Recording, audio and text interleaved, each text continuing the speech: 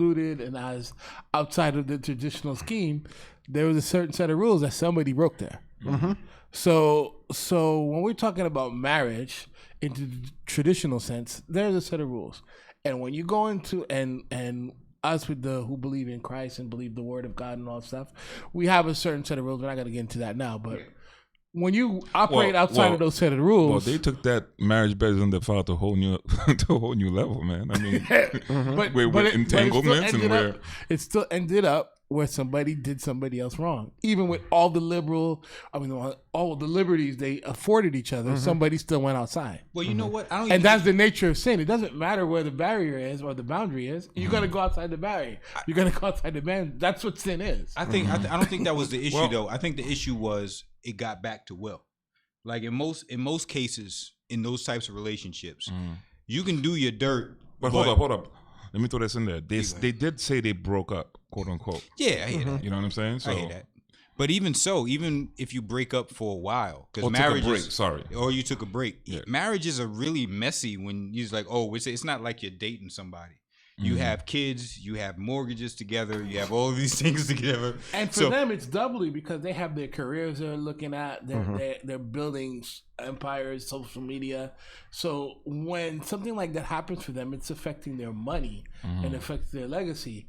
And remember, during that time, that was a time where Jada was talking and being real militant about during the Grammys not pushing black folks, and Will wasn't really bored with that, and that created some issues. Again, I don't know, I wasn't there. This is stuff we speculating, TMZ BS, but that was the word. So all of that was going on then, and her situation with this kid, August, whatever it was.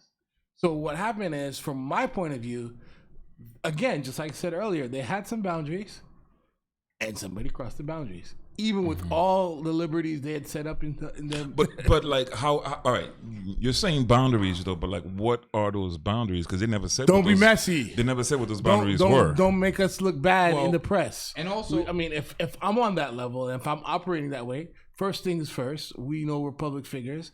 We know this is going to affect our money. We have our kids. We have all these things that we're doing. And we're not even talking traditional marriage. Right. So if we're going to operate that way, then there's a certain protocol. We talked about that earlier. Certain protocol you got to meet. And obviously, Jada wasn't meeting it if this is where it ended up. Well, nobody would have known if August didn't come out and nobody would have known. And August was messed up for that. And not to say, I mean, I don't feel that way personally. I'm totally for monogamous marriage. Dirty, I'm totally for monogamous marriage. But let's be real for a minute. You know, if you dealing with somebody and you doing that type of dirt, you're not supposed to let that get out. But he need bread though. He might. That's a money thing. Yeah. Okay. Well, news. It's just Jada. It's Will. That's like big news. Like we're talking about it right now. This is where the problem is. Let's do some suck shit. That's all. This is where the problem is. This is where you gotta. How do I say this? You can't. It's never gonna be right. No, I'm not saying it is right. I'm just saying that if I have a career that I'm trying to launch, right, and I had sex with one of the biggest superstars' wife, and I have that grimy thing about me, I'm putting that out. It's just a matter of like, listen, it's gonna give me so much press. Yeah, I know my song gonna do so much better because it's gonna be completely like it's gonna be relevant to what I experienced. That song, you know what I'm saying? That song is really popular too. Yeah, man, he hit jackpot in terms of. The song is called Entanglement. Like, was he writing it while she was doing the Red Table Talk? When did he have time? Nah. It seems like it's well thought out, man. Like he playing this. You know what I'm saying? Because if he really quote unquote cared, because they did so much for him and they quote unquote saved them, and which we'll talk about this whole saving mechanism. It worked for Karen Steffens, I guess. You know what I'm saying? So it could also been pushed on by Hurt. Because maybe he thought because they were separated and he was having a relationship that it was going to go further than it did. And maybe when she stopped it, he was like, you know what? You want to stop it after we gone this far? Right. I'm going to expose it. Yeah. So maybe it came out of that place too. It could be that. And he said some, the guy, August, he said some incredible stuff. When you listen to him talk, he says, I can die now. because I've had a love that's been unmatched. Yo, that's some deep stuff, though. He said the love that I have with Jada is like nothing I've experienced or even hope to experience in the rest of my life. That's because. So I'm like, whoa. No, I can tell you exactly why that happens. I can tell you exactly why that happens. The reason why that happens is women between the age of 45 and 50 are extremely dangerous. Why? No. Why? No. What do you mean? No. All right, y'all. New link out. So it's on the other channel. Is it on the other Uninvited podcast channel as well? No, it's on Faku's channel. So head to Faku's channel.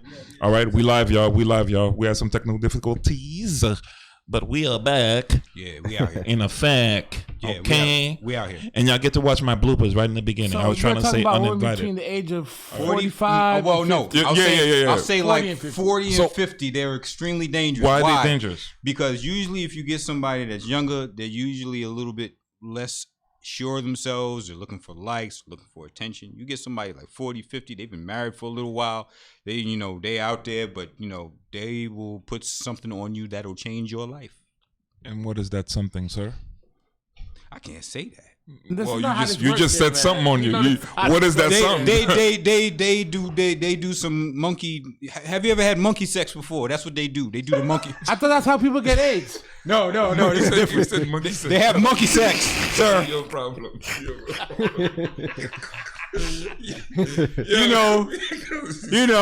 You get a kid that's like 20, like or even a woman. You get like men and women around them age just do some crazy stuff. So especially with a woman, but if you 40 and 50 though, no man, you get somebody in their 20s. So are you talking from experience? I'm thinking young girls are dangerous. Hey, plausible deniability. I don't know what you're talking about. All right, I'm just saying. I'm thinking young girls are dangerous because they don't know what they want yet. Nah. They're running around from God. No, They're not young girls are saying? dangerous for your life. Yeah, they're not dangerous. He's talking about dangerous. I'm talking about they are totally sure within themselves. They do not care. They have experience. They don't care about what you think. They just need you to get down for real quick, and they will put something on you that will change your life.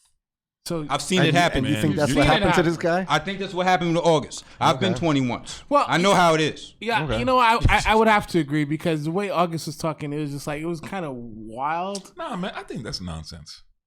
Yo, he's rubbing it. It's not happened to you, sir? He's rubbing it in Will's face, yo. Talking about, I had a love. Shut up, man. Shut up. Just shut up. I had a love. What the hell do you know about that? You had a nice lust relationship. That was great. The thing is, if you're for him, there's no difference between lust and love, though. Yeah, because if there was, he wouldn't have been doing what he was doing to begin with. It's a simple. What would you know about love at 23, 24 years old? That's what I'm saying. Yeah. So I mean, I could see a person being that impressed. Plus, I don't know if it was all about the sex. It could have been about. Look, Jada's got a lot of money. He probably never dated any woman with money like that. And it's not but it's not just the money though. I would say all those words if I knew I was coming into these money. You know what I'm saying? But oh my God, the way she shot. Oh my! It's not just. I would go off. I would like, matter of fact, I'll do more. It's not just the money though, because it could be like some sort of maternal issues as well. Because so if you're with a woman sometimes and she's like, oh, everything's okay, and she's talking to you mentally, and she's helping you with your issues, and I think that's where she got him. I'm gonna help those emotionally wounded people. Mm-hmm. I think we're not taking it far enough. Remember, the reports say that this guy was addicted to Percocets when they first met. Yeah, so what? Percocets. Percocets. So he was literally a drug addict, and his body was breaking down and was affecting him.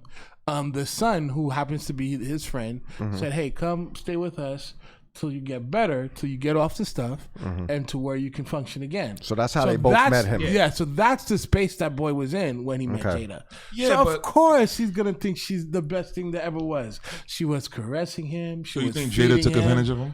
Come on. So then why the hell Jada say, we got an entanglement, we were just trying to help him?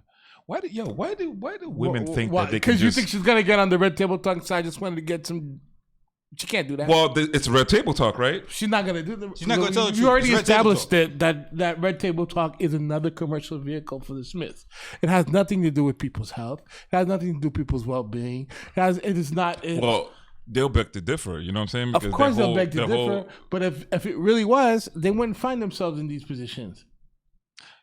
So is it possible that you could be that far in your marriage and be bored? Because she said a key statement. She said, "I needed to feel good again. Mm-hmm. I haven't felt good again in a your long feelings will time." Kill you, your feelings will. But no. Serious though. She said, "I haven't felt good in a long time." Mm-hmm. Like you've been doing Red Table Talk for how long, right? So you haven't felt good since then. You haven't. How long? You know what I'm saying? Yeah. Have you ever, so is it possible that she just got tired? You know what I'm saying? Maybe she wasn't getting the attention from Will that she was looking for. Well, yeah, but even with that, because I think most of us have been married for a little while, enough to know that there are going to be certain things emotionally that we're not going to be able to fulfill for our wives. So there's always going to be a sense of, not to say that we don't try, but I'm saying there's a sense of, you just kind of missed the mark in certain places. Now, if she takes that and says, well, he's missing the mark here, obviously doesn't love me, so let me go and do something else. Like if the tables were flipped and Will said, well, Jada's not doing it for me, so let me go someplace else, we'd be like, yo, Will, but you know what? Wife. You're supposed to. But it's funny you say that, because if the tables were turned, right, men are more apt to get killed over what Jada just did. Versus of course. Versus Jada talking about her entanglement and then having most of the population saying, "Oh my God, poor Jada." You understand what I'm saying? Mm-hmm. It's like when it's a woman that does it, it gets like, pacified and you know what I'm saying? Because I think was that what's that? Infinity Dove. Oh, I know who that is. You know what I'm saying? Butter, stop it, Butter. Okay, stop it. You know what I'm saying? But as soon as the dude do it though, it would have been worse for Will. Yeah. Well, here's the thing though. You have to understand how this stuff works. Jada has a show where she's engaging a certain group of people who watch that show and believe in what she's talking about. And they're looking for emotional comfort, they're looking for validation, they're looking for that light, they're looking for everything they should be looking for in God, or everything they should be looking for in their own spouse. They're finding it on YouTube or on these red. So when she gets up there and talks about how she messed up because there was a deficiency in her marriage, or because her husband wasn't really paying attention to her, or because she was having a tough time, the first response is, well, it's tough for her and stuff like that. Whereas Will, super movie star, good looking guy, bad boy, if he does something like that, it's because he doesn't love his wife.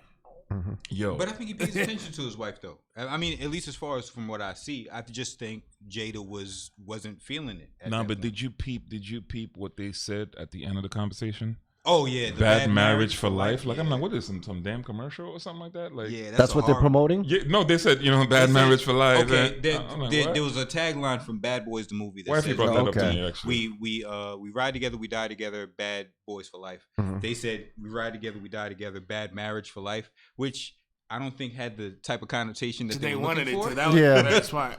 Yeah, but it was cute to say. I guess what are they trying to say? They're going to stay together no matter how bad the marriage is. Yeah, it doesn't have to be bad.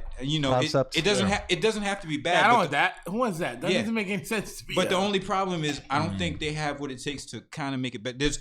You have to, I mean, you can't say they don't have what it takes. No, I'm saying. Well, here's the issue. This is where I'm going with it. In scripture it says contentment is great gain. So there's a bit of contentment that you're supposed to have in a marriage. Like, I'm content with my wife. I'm not going to try to go any further, and whatever's happening, I'm just going to try to make this better. If there's no contentment there, and Jada's like, well, there's going to be another entanglement after this. Just hopefully we don't find out about it. That's just what it is, because there's no contentment there. What was that scripture you're talking about? You said contentment. What does it say about that? Contentment with godliness is great gain. That's in 1 Timothy. Contentment with godliness is great gain. But of course, it doesn't have that. But I'm just saying. Does it say contentment with your wife is a great gain? Well, contentment in general is It didn't say in general though. It said with godliness. Well, of course, but with godliness, if God says I'm supposed to love my wife, then that kind of goes with that. Okay, I get it, but if we're talking about context, right? It just feels like contentment with godliness Is what was he was talking about, right? in context he was speaking of contentment in general things. So like before when speaking of when speaking of money and things of that nature and all of that things. But what I'm saying is in this particular case, I'm saying to be content with what you have. No, I get that. Yeah. So that's. I mean, but they might not have. They might have already crossed those lines and not willing to come back. I mean, in order to make a marriage work, two people have to be willing to make sacrifices. Absolutely. And so if they're not willing to make the sacrifices needed to make a marriage happy or to heal a marriage from hurt, then it's going to be pretty much you do your thing, I'll do my thing, and we're going to make each other unhappy, but we're going to stay out of each other's way as we stay married. And I mean, if that's their attitude, it's sad because, like you said, people can make marriages better, but they gotta be willing to make sacrifices. They gotta work at and I don't know if they're willing to make those sacrifices. Maybe they're just willing to continue the way they have. I think when it first came out, and I was looking at the memes, and I was watching. There was one meme in particular where they superimposed the famous scene where Will was with Uncle Phil and talking about his dad had just rejected him. And Will must have been in his 20s his dad rejects him, and he's asking Uncle Phil, how come my dad doesn't want me? And they superimposed, instead of that, how come Jada doesn't want me? Right. And it was hilarious. I mean, it was really funny. And as I'm over there engaging and texting and stuff like that, and I'm realizing, you know what? As funny as this is somebody's real life. Somebody's real pain. Somebody's really broken, and it's really, really, and their pain and their dysfunction is being played out on all over the world. And I'm like, you know what? It's not really funny for me anymore. I'm not gonna engage in it anymore. So I kind of backed off of that. But the problem is they put themselves in that position. But even though they put themselves in that position, I don't think it's not right for the whole world to now make them the butt of the jokes, even though there's a lot of material there and it could be hilariously funny. But at the end of the day, those are two people who are really hurting. That little boy August, who knows what's gonna come of him? No. Don't say that little boy August. He was a big boy. He was a big boy doing big boy things. You know what I'm saying? All right. So anyway, August. But still, you could tell when you granted, everybody makes their choices, but when you listen to that guy talk, he's not all together. Yeah. Yeah. You think so? There's some problems missing there. You think so? I haven't seen any of it. Right. My thought behind it is: do they think they got themselves in this issue, or do they think August got them in this issue? They don't blame August. I'm not saying they're blaming him, but I'm saying, because that would be a bad thing to do on their part. It wouldn't look good. But I'm thinking, if this has been going on in their marriage, and I don't pay much attention to these people, so I don't know what's going on. But I've heard things. If this is what's going on in their marriage and they've been able to keep things quiet on the ends, then it gets exposed. Do they, on their end, do they feel like we've been doing this all along? It's just we never been put in this position because nobody's gotten out and spoken about it. That's kind of the vibe everybody got. That's the vibe that I'm getting. That's the vibe most folks got. But I'm of the mindset. And then at that point, I would think that they don't really believe that they created this problem. No, they don't. They think he did. They're just not going to say that. I think it came off as, to me, it came off like as Jada was like, she got an entanglement with him. It didn't come off as she took full responsibility. Oh. You see what I'm saying? Yeah. And I think that's one issue I'll have with that. Like if you're going to say it, then say it, right? Other than that, using words like entanglement to kind of like soften the blow. It just happened. Kind of makes me feel like, oh, okay, it's just. I wanted to feel good. He just I wasn't fell into planning your lap it. And it just took place. I was trying to help him with this, and it turned into something else. You know what I think? I think at the end of the day, they came up with rules of engagement at the beginning of their marriage, and I think at this point it's starting to break down a bit, even though that they came up with those rules, because those are rules that are alien to any type of real normal relationship. Like, but what are those rules though? I don't think we know those rules. So well, I don't know their particular rules, but I'm like, I mean, it's the same types of rules that maybe swingers might have. They come up with like weird rules that say, well, have they said it? Is it online? They would never admit it. No, but how would we know? Like, let's. There's been speculation for years because there was. I heard speculations about like they had an open marriage. Dating other folks, or it looked like one. Right.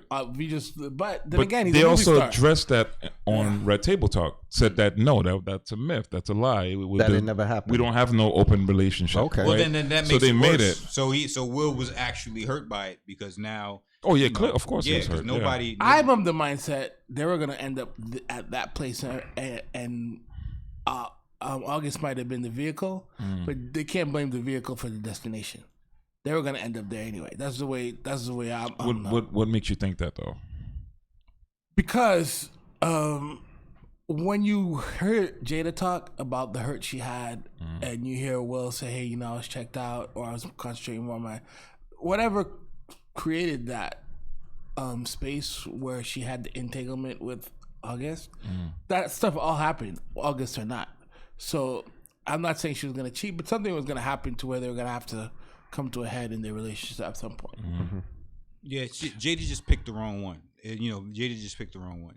There's certain Damn, rules. son, that's like. I mean, that might have been part of the wrong one. Part of she picked the right one. That's part of you gotta pick the right one. I'm saying there's rules. Part of the rules. There's rules of engagement. I'm saying if whatever they do, it's on you. If you're messing, not to say that I'm for that. I'm just saying that's what it's okay. No, it's not what I'm saying. I'm saying for that. I'm just saying there's rules of engagement. If you're doing some messy stuff like that, if somebody comes up to you, is like, listen, I'm married and I want to help you with your problems, the usual. One of their rules could have been, as this speculation, but if something's going to happen and Will's going to do something and she's going to do something, you keep it outside the family. Yeah. I don't want to know who the girl is. I don't want to be her friend. I don't want her to be the neighbor across the street. It got to be somebody that I don't know who it is. And it doesn't get back. If that was a rule, and then Jada did what she did, then she broke the rule because she got involved with somebody who was one of the kids' friends that was in the house. That to me, I don't want to say all women, but that to me is typical of women though, right? Some women, right? In terms of they think that they can just grab a boy and come fix the boy up as if they're God. You know what I'm saying? Well, it's a motherly. I'm gonna grab him and I'm gonna fix him up. Like, you're not gonna fix no dude up. You're not like, no, that ain't gonna happen. And it's not. And then they get surprised, right, by the actions. Yeah. It's not supposed to get back to the family. That's not for you to fix, home. Sweetheart, it's not for you to fix. Yeah, it's not. You know what I'm saying? Like Jada's like, I took him in, and I was gonna do this. But they both took him in, right? Because he could have said no. Because Will said that he met him when he was sick, and that is Will's fault. Because let me tell you something. I'm gonna tell you something right now. You're inviting another dick into your home is very problematic. It can be. It doesn't. Yo, man. It's just he might have not saw it. It's just. Here's why it's problematic. Especially it can start off innocent, but that thing with the opposite sex is still a real thing. It's just at the right time, under the right conditions, when you're fighting. Well, that's you see what I'm saying. It's just the environment. Because he said he was done with her. And so why if you're done with each other and then you're bringing a guy in the house, but Jerry, I agree with you, right? But why y'all still living together if y'all done together? You know what I'm saying?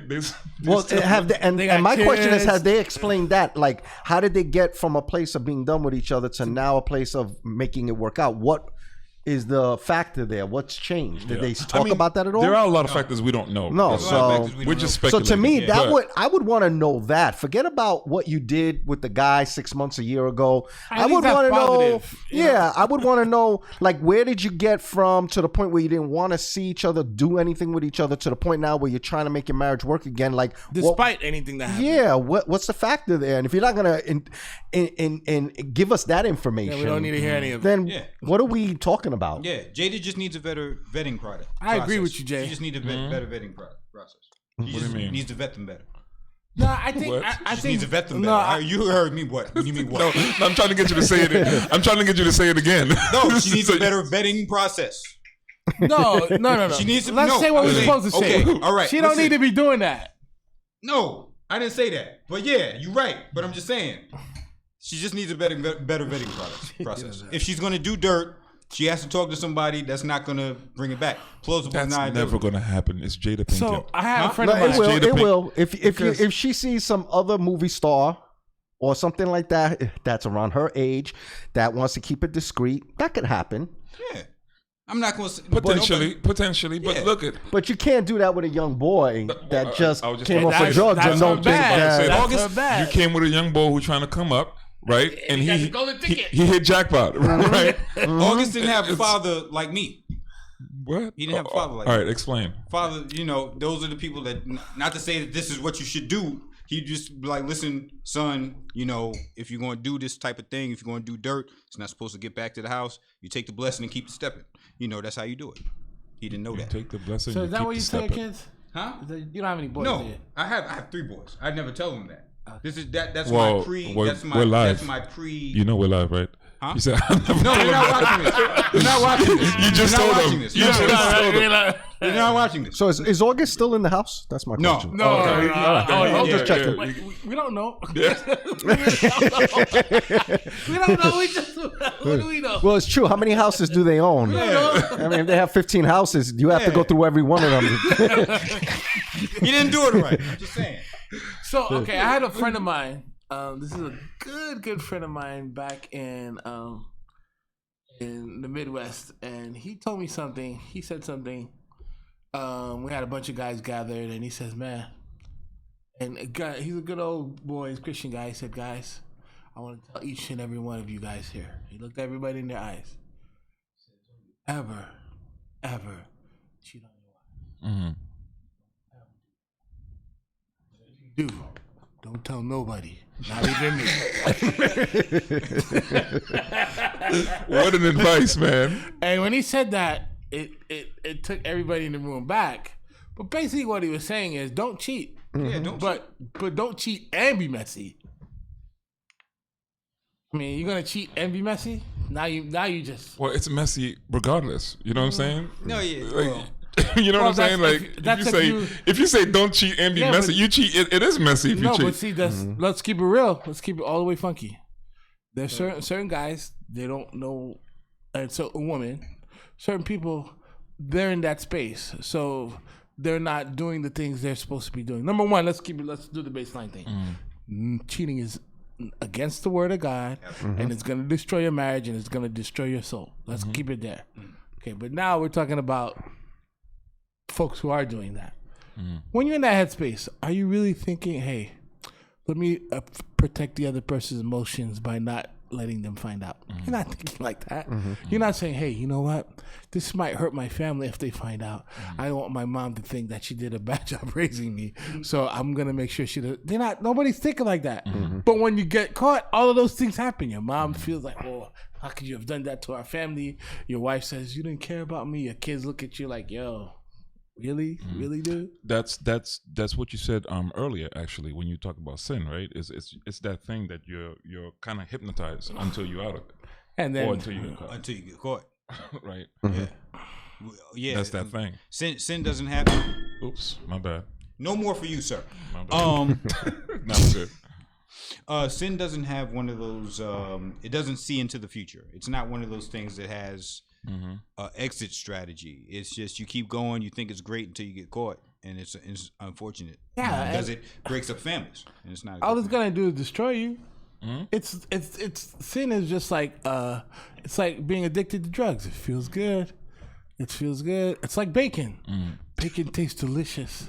Right. Sin is bacon. Sin is bacon. Bacon is delicious. Hashtag. Sin is bacon. And you want to have it every morning and every day. But if you eat bacon every day, you're going to die. Right, like everything, right. You're going to die. Sin is bacon. I'm going to hashtag that. I'm going to put that in the chat room. It's going to be sin is bacon. That's beautiful. That's beautiful right there. That's an entanglement. That's the new word for 2020, yo. Yeah, sin is bacon. Well, let's talk about 2020, yo. What the heck, man? What you mean? What happened in this year? I remember I was on December 31st. I had a glass in my hand. I was with my brother and my family, and we were toasting to the greatest year ever. What the hell happened, yo? Man. We got locked down for several months. Yeah, because of somebody in this room. But that's That's a joke. Bringing stuff back from Asia. Somebody in this room. It's always Sean's fault. We know that. Somebody in this room called a ripple effect. Caused the ripple effect.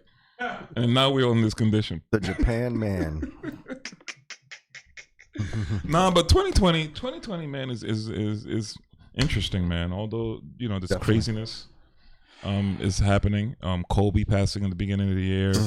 Then being hit with this pandemic. Murder hornets. Then a bunch of people passing away. Yeah. It's, geez, man. Like, we haven't seen something like that before. But some part of it, like, I still see, like, great things that will come out of it. You know what I'm saying? Mm-hmm. Like, even though it's, as crazy as it is. I think it's given a lot of people a chance to reset. Right. I know for me personally, it's given me a chance to work on some things I didn't want to deal with, even family-wise, relationship-wise. Mm-hmm. But also, it shows you how fragile our world really is. Mm-hmm. A couple people get coughs, and I'm downplaying, obviously. It's very serious. People have died.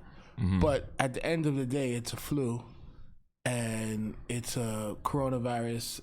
But that one thing brought down an economy, put kids out of school. Mm-hmm. It put some of the biggest industries to a halt.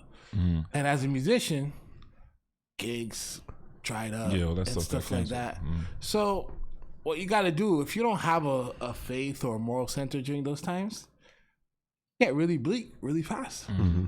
Yeah, but I mean, there's a part of me that's wondering, any disease or any pandemic that has a 99% or 90% recovery rate, I think it makes my spider sense go off if you're shutting down all of these things for something that not a lot of people are dying from. Like, I can understand if it was the Black Plague. Mm-hmm. and a lot of people are going, mm-hmm. but if many people, and other than the elderly or people with pre-existing conditions, those are people, of course, like I said last time, you need to be protecting. But if you're shutting down whole cities, you're shutting down economies for something that has a 90% recovery rate, I tend to question those things. So you're saying it's a pandemic? I believe it is. I know a lot of people don't. Talk to me. I know a lot of people don't believe that. Talk to me. The reason I believe that, mm-hmm. Not that people aren't dying, because I know that people are, but the amount of people that are dying doesn't really say anything to why we're shutting everything down. So, or any time that they can't get the numbers right, where they're saying that there are positive tests, but people haven't even been tested. Mm-hmm. There are positive tests. People haven't been tested. You have people that are like not even sick that you're saying, oh, you're going to get the coronavirus. And then all of a sudden you're changing your story. Like this past week, they're saying, well, if you don't have any symptoms, you don't have to worry about getting tested again. Everybody was like, get a test, get a test, get a test. And now all of a sudden they're changing their tune and saying, well, you don't really have to get tested now. They don't really get the story straight. And I believe all of the things that they're shutting down, all of the manufacturing companies, all of the companies that they're shutting down, unless you're sure that we need to shut down, and I don't think they were sure, it's not something that you ought to be doing, and you're doing more harm than good. I mean, well, if something's spreading, though, right? Right. Something is spreading. You would need to shut some things down because there's just massive amount of people at malls, man. You know what I'm saying? So, no, yeah, but they're talking about people catching the coronavirus, which is fine. So, but they're not telling you how many people, one, are recovering and how many people are dying. Now, even when they tell you how many people are dying, you can't even really be sure of those numbers either, because they're saying that they're dying of COVID when they don't actually die of COVID. There was a person that died in a motorcycle accident. They tried to code it as a COVID death. I did hear something like that. Yeah, I did hear something like that. I don't know how accurate that is. No, I saw the story. I saw the story, and it was on a reputable news source. I think it was either CNN or MSNBC or something like that. And they're saying somebody died in a motorcycle accident, and it was coded as a COVID death. If that's true, then that means that there were probably thousands that were coded that way.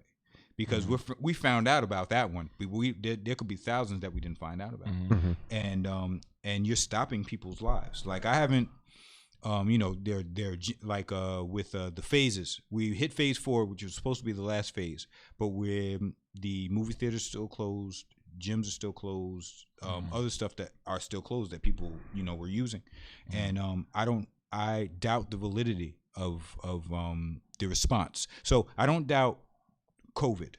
I doubt the validity of the response, and I doubt that it was as dire as people believed it to be. So that's where I am with that.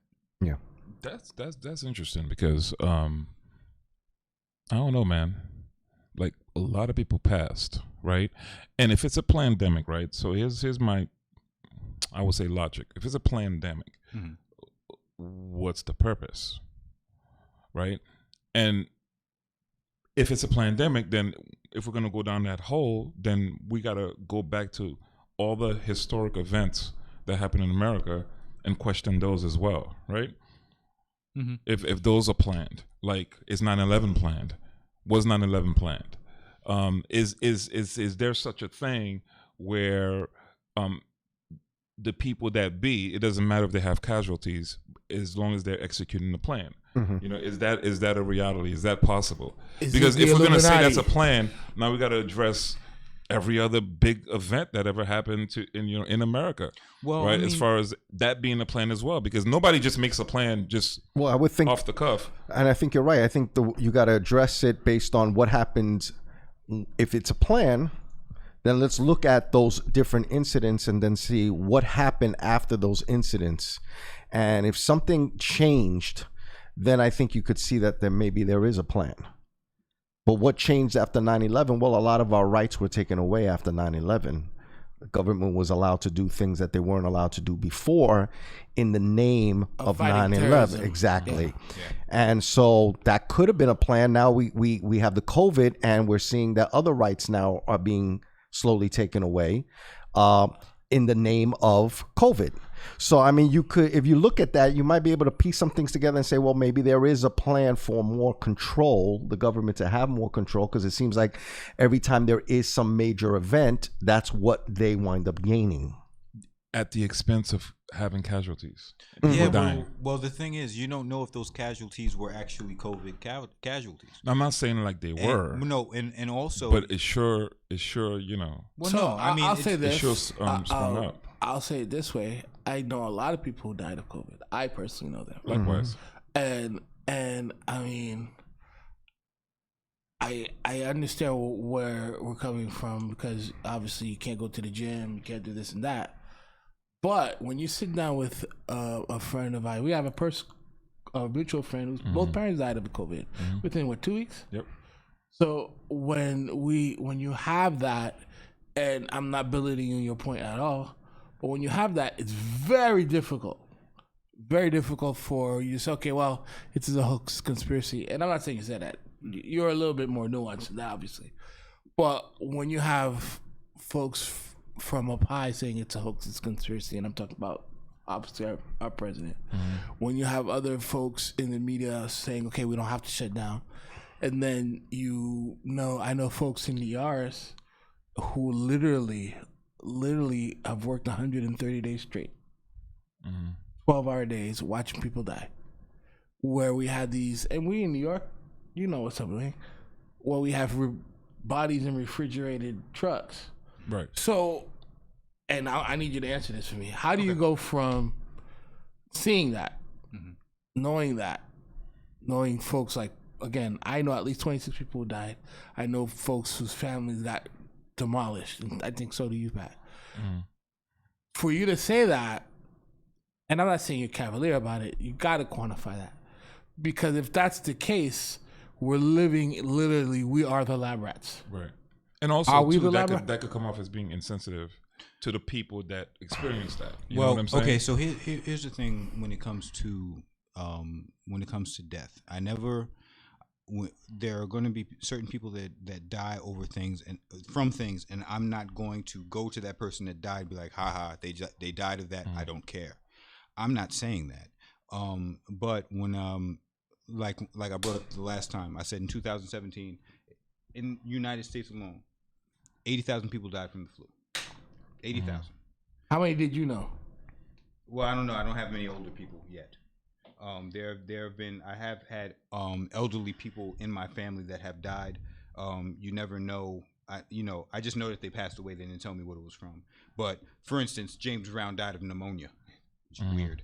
But but they were older people. All of the people in like I had a grandmother that died. I also had a godfather that died of cancer. I'm not going around smacking cigarettes out of people's mouths. I'm like, what are you doing? Get that out of your mouth.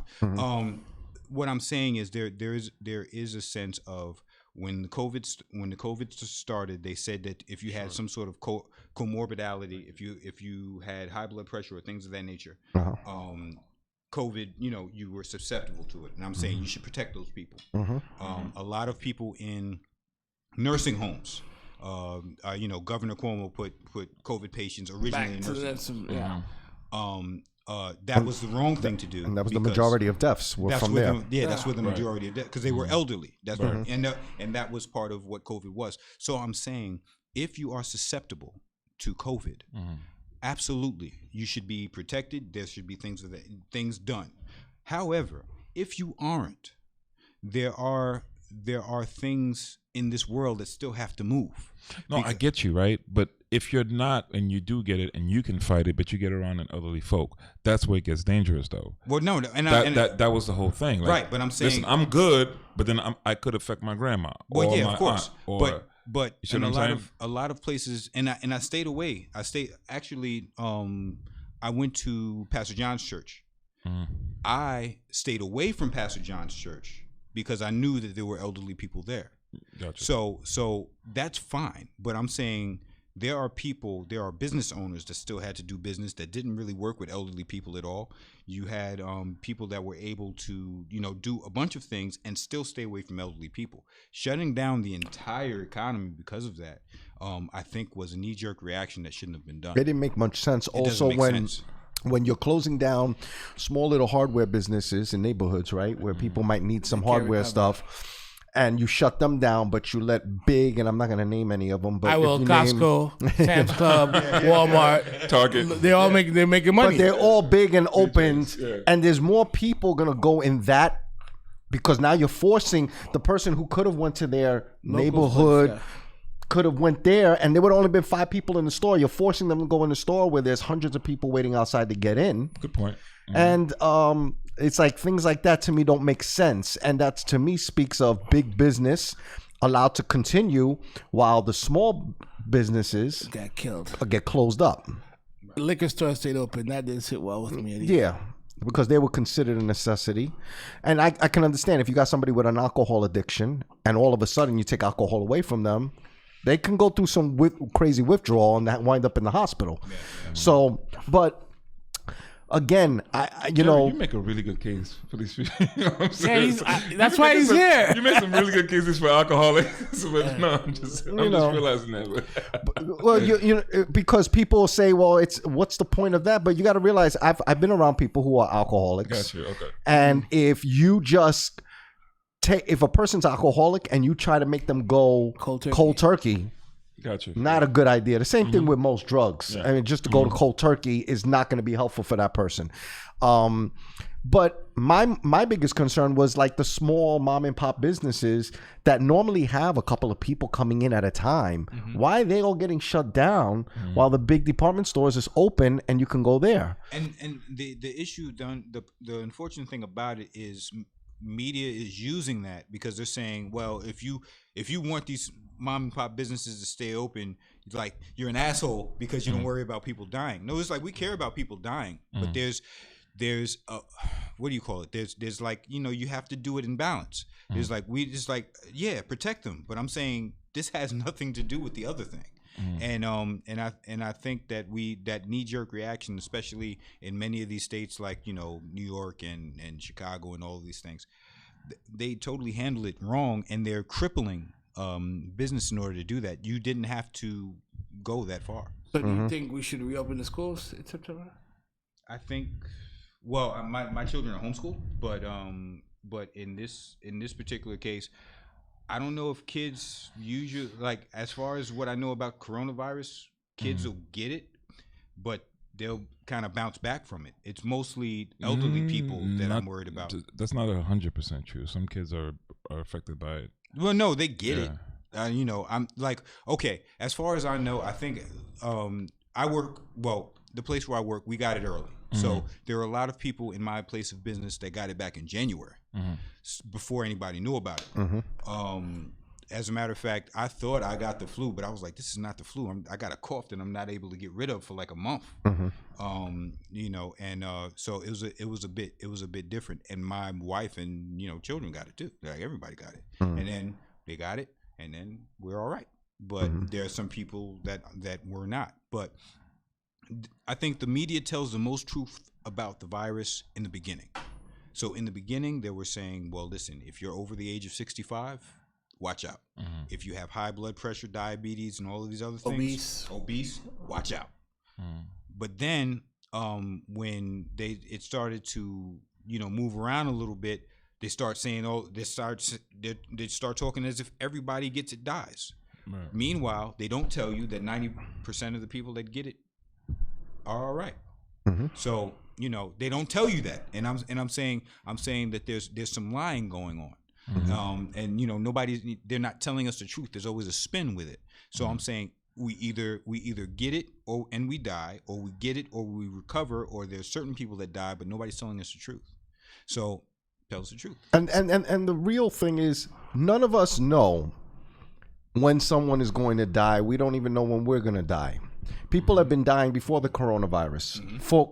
I've heard of people going out and jogging and dropping dead before coronavirus.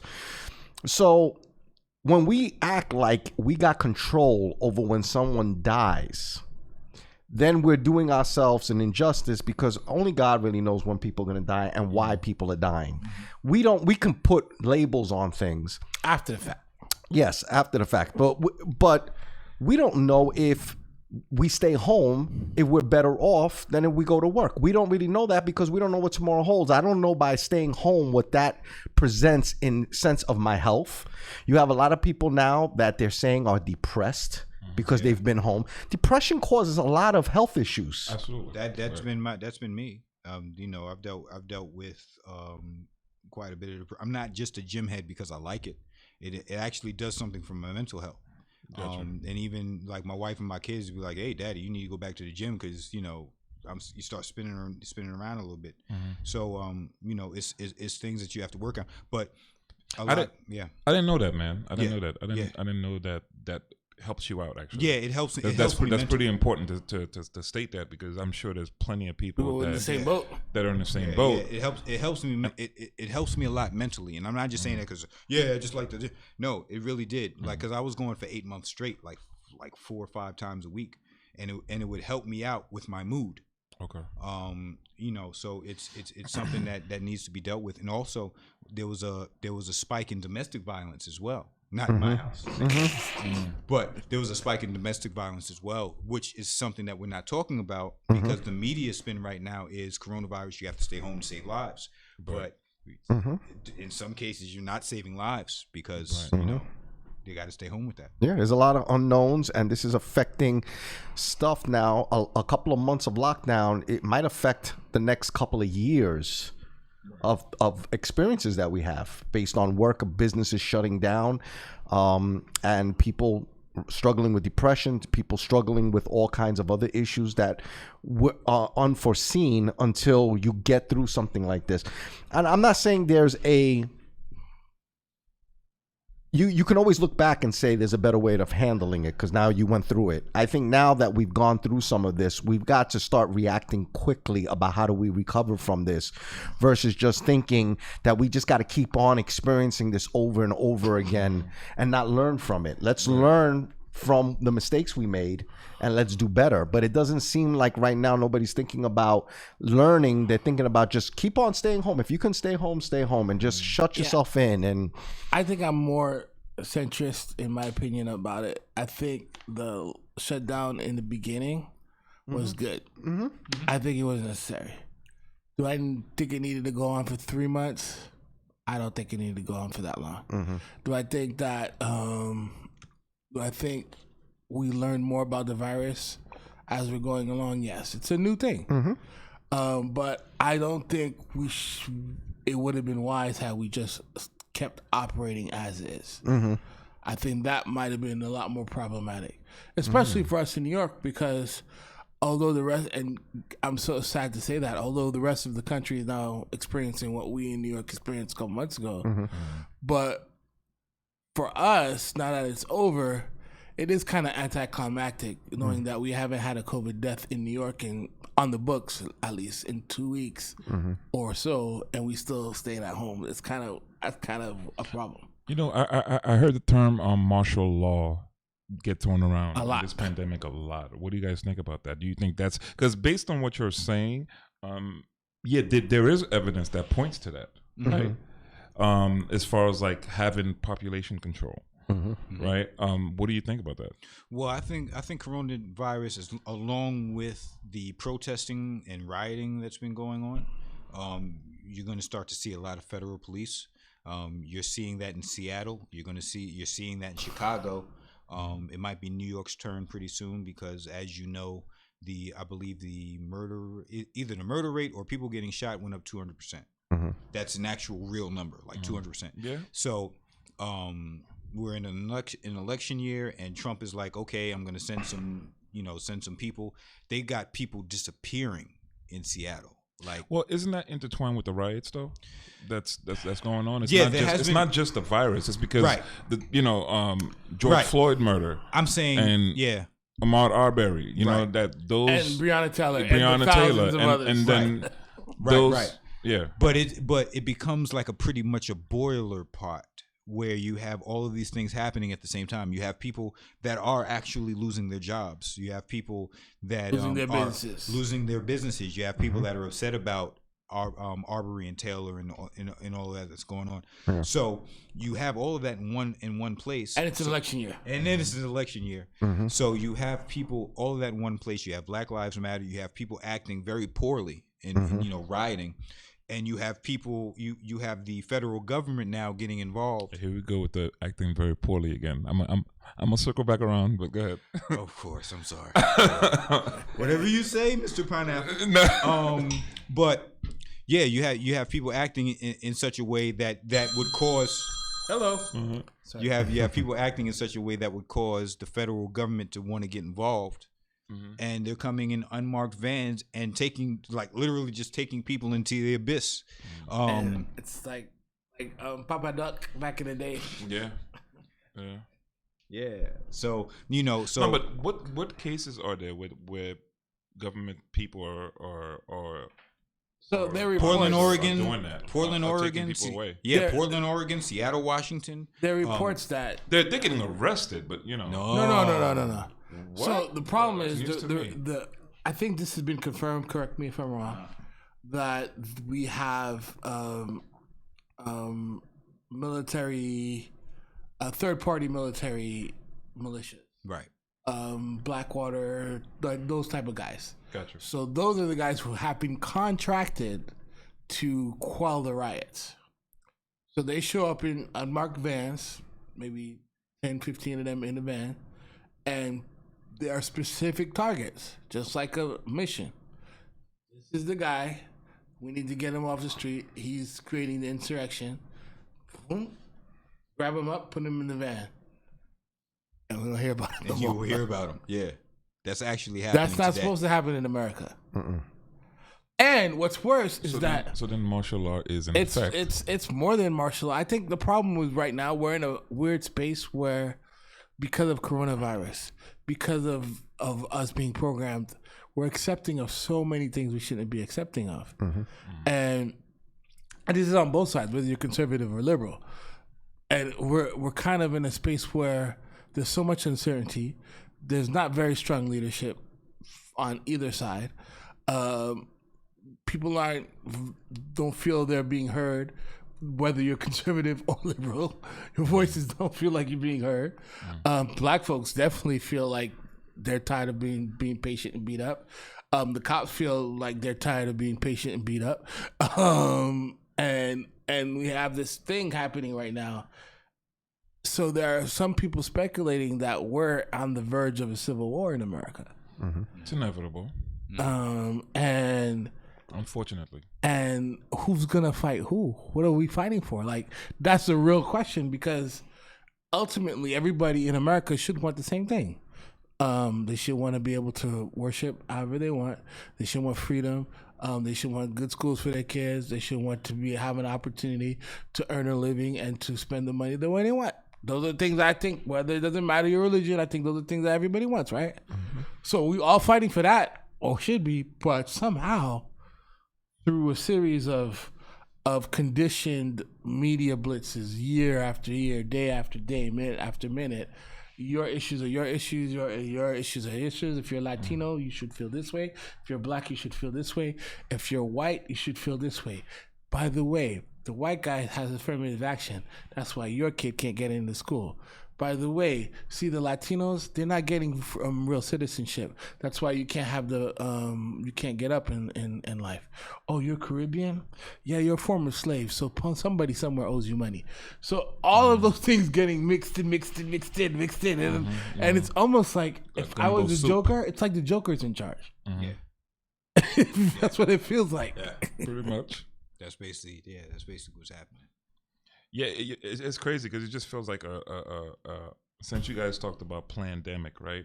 It's, you know, I'm listening to you guys, but I'm also gathering the data and what we're talking about, because it's just like Kobe, people dying, Ahmaud Arbery in February, right? Then George Floyd, and then this whole pandemic becomes a whole riot. Black Lives Matter. Blue lives, all lives matter. Yeah. Blue lives matter. Everybody, you know what I'm saying? So everybody is almost at war with each other, right? Mm-hmm. That to me seems planned.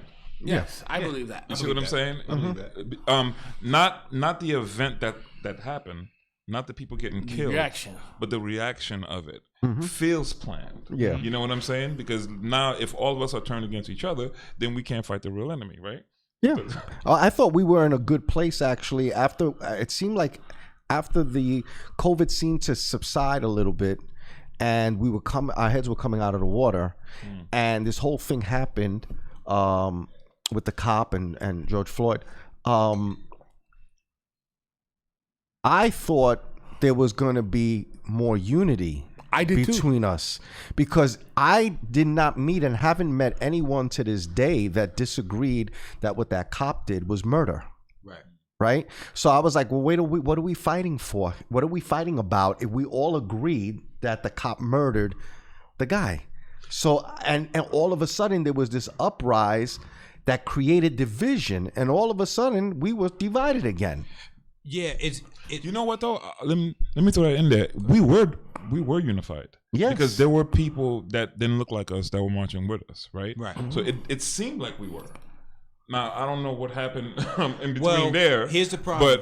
But I think the problem with that was where we began to disagree on what should be done about it.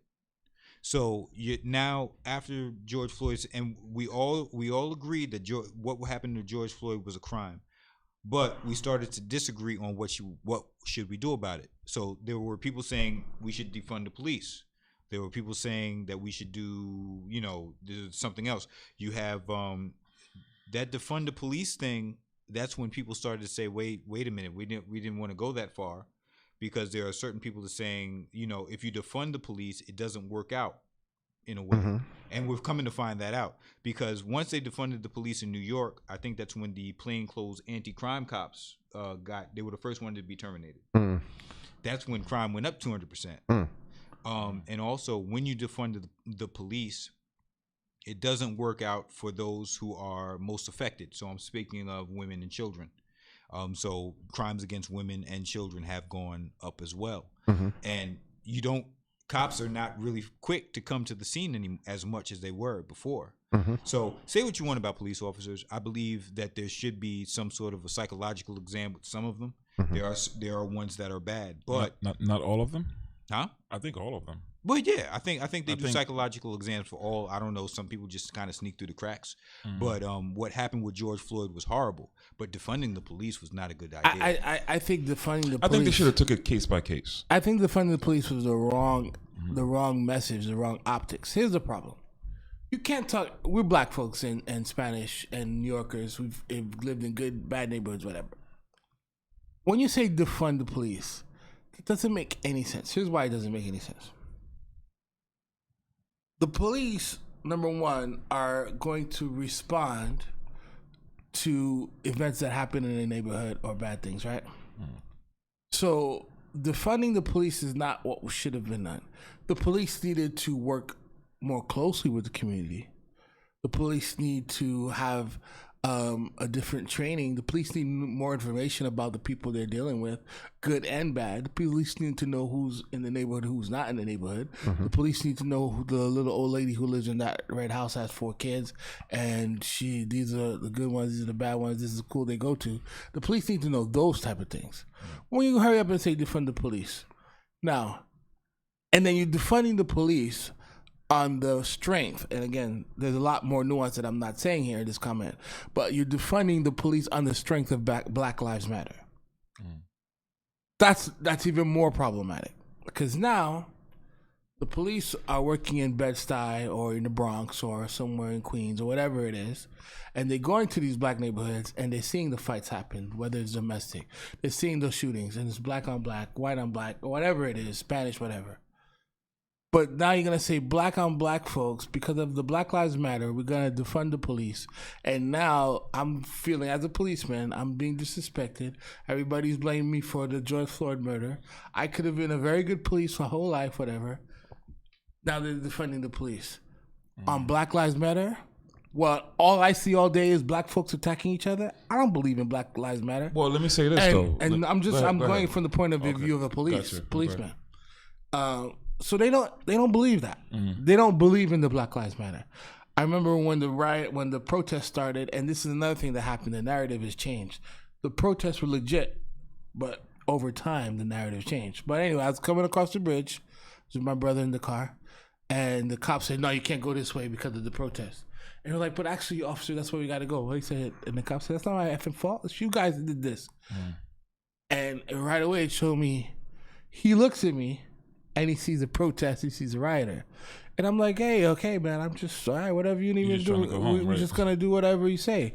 And then he says, it's not it. And I said, and then this is where I tried to show him some empathy. I said, look, man, I can understand how you feel. You probably wouldn't need to be here if it wasn't for the protest. But you got to look on the good side. You're making some overtime. And he started to chuckle a little bit, right?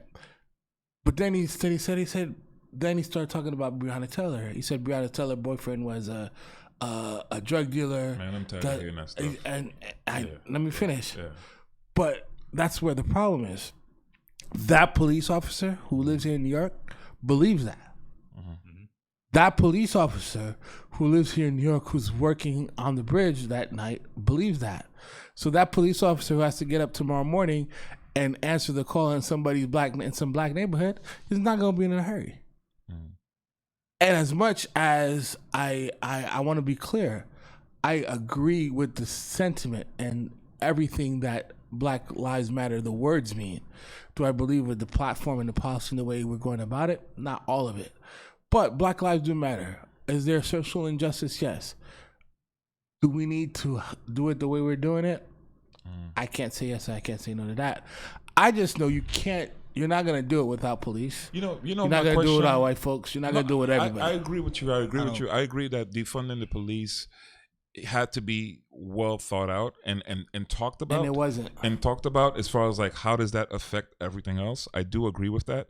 But one of the things that it feels like everybody that is the authorities that's supposed to protect us, right, is given so much compassion when it comes to certain things. Defund the police. Oh, you know what? When we riot, you didn't riot the right way. When we did this, we didn't do it this way, right?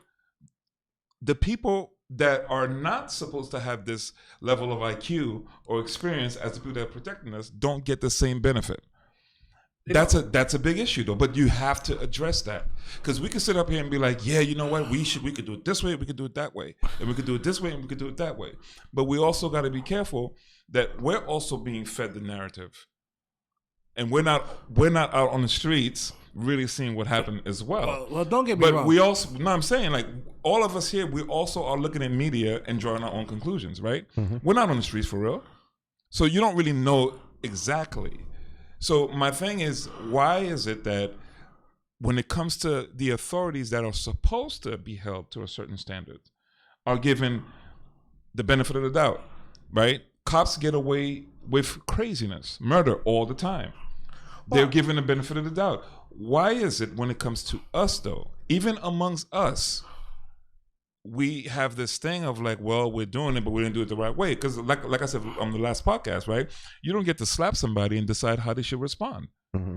You keep slapping somebody in the face all the time. They're going to respond. And then who are you to tell them what is right and how they respond to you? See, how they respond to you is how they respond to you. That's what you get. I want to say, I want you to... I'm not saying it's right, but what I'm saying is like, where is the level of compassion in police officers, or even deeper than police officers, people that are in charge of telling these police officers what to do? Because we know that there are other people feeding police officers different narratives as well, right?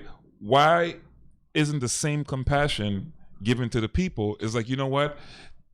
This is what happened to George Floyd is really egregious. Ahmaud Arbery is egregious. You know what? We understand, right? And let's try to come at this in a different manner where we don't incite more violence, right? I think because it wasn't just black people that were like, and that's the whole thing with this narrative. We say Black Lives Matter caused this. That's not true. It's not just Black Lives Matter that caused this. There were white people involved. White people was getting trashed as well on the street. You know what I'm saying? Like different nationalities were getting these type of treatments. I think what happens is because the media, I believe, I'm only going to use the media because I don't really know what the other sources are, right? I'm only saying the media because that's what I see, right? Black Lives Matter, yes, something happened, but it also feels like that narrative is changed, that, okay, all these things are going to happen and we're just going to throw in Black Lives Matter. Black Lives Matter is what's causing this, when it's not true.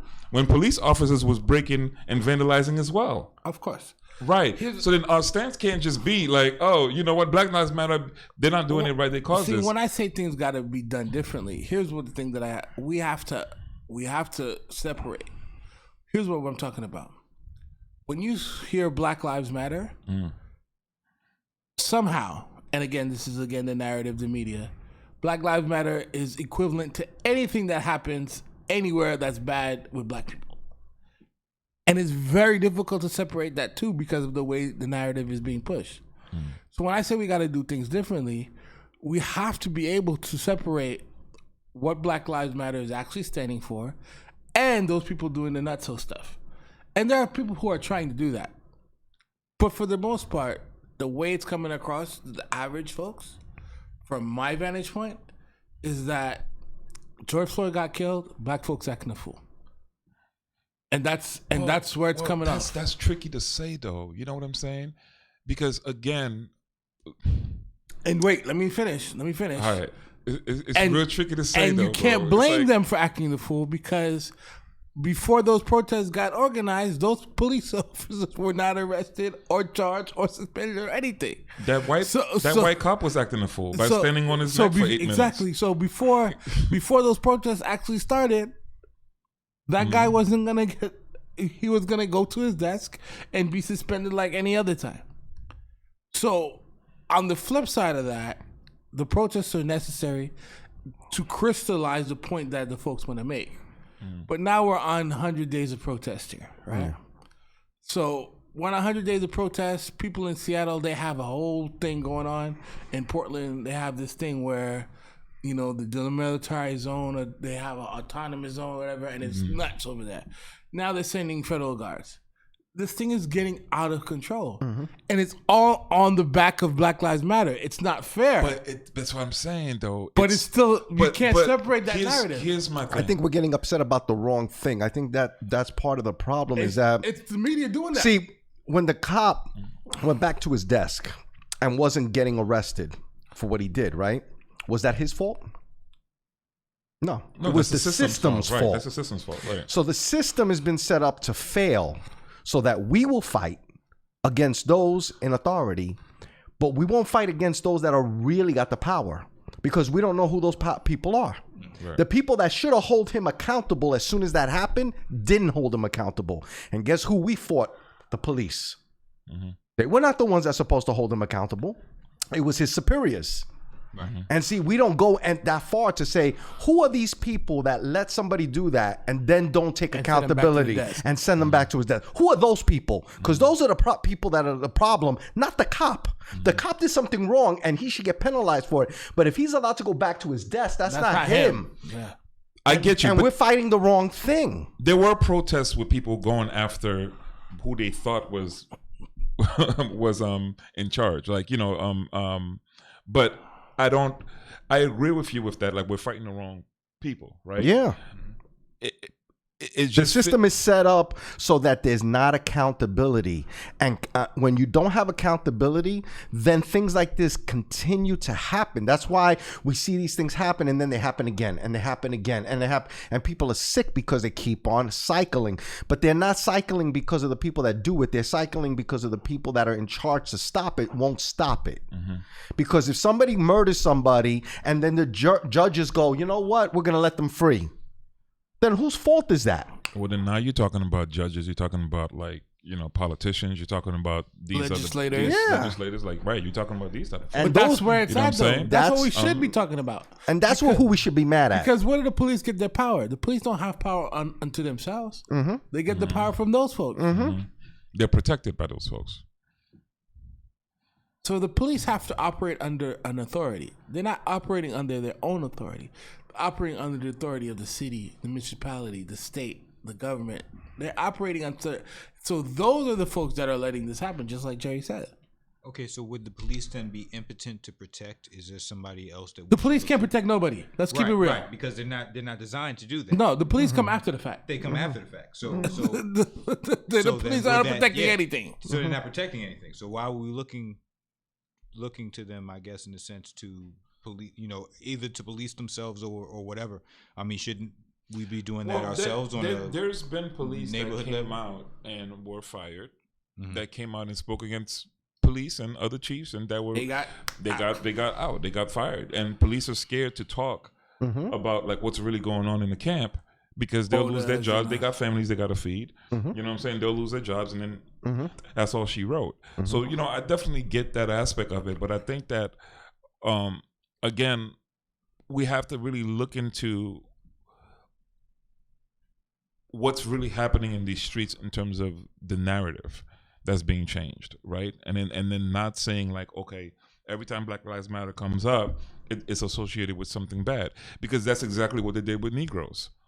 With civil rights, that's what they did with Negroes. This ain't nothing different, right? Every time that you saw, like even Warner Brothers put a video out a long time ago, right? That's based on the ice cream truck that talked about niggas love watermelons, right? And then with showing niggas with big lips. Warner Brothers released that video. So that narrative has always been with black people. So it's no different than Black Lives Matter. That the narrative is going to be, you see, it's because of them that all these bad things are happening. Because that's always been how they market black people in this country, right? And for me, what I hate to see on television is black people having these type of arguments that we should be having privately. Right? Because now you give, even if you disagree with me, right? Even if you say, you know what, I really don't like what you're doing with this Black Lives Matter, right? And if you have a platform, I really think one of the key things that black people that has those platforms that are on CNN should try to figure out is let's end communication. Because they're giving us this platform, we get to sit here and argue with each other, right? And let the entire world see it, right? And then have an opinion based off one instance of conversation, right? And then act off one instance of conversation that you had with your brother, or a disagreement that you have with your brother. You know what I'm saying? I think a way that we could stop is stop going on television, stop publicizing stop talking about opinions. If we really want to talk and hash things out, let's get behind closed doors, right? Let's hash things out and let's really figure out how we're going to make a move. Right, as opposed to getting on CNN, and then it's almost like, yo, I'm going to war, but I'm on television telling the enemy exactly what I'm going to do. But see, not everybody sees it that way, and I for me, it's a big problem because it's super easy for us to be distracted as a people. I believe the the folks that are fighting for the rights of black folks. I believe the idea of Black Lives Matter is a noble and just one. But this is what the media does, and it's amazing, and it works because they've done it for since the beginning of time. I say Black Lives matters. I point out the injustices that the police have done. I show the inequality of our monetary and civil systems. I show how black folks don't get paid. I show the opportunity that black folks don't have. And I do an incredible job of showing how the schools are not equal and all of this. And I do this and I spend 10 minutes showing it and I have my statistics and everything. And then now we're going to move to the next news story. 3 young black men just shot each other at the park. My whole argument is gone. Right, everything I said is gone. So, and that's what's happening over and over again. It's like a circular argument, because you're saying, well, let's defund the police because the police is killing us, but then they'll say 75 people just died in Chicago.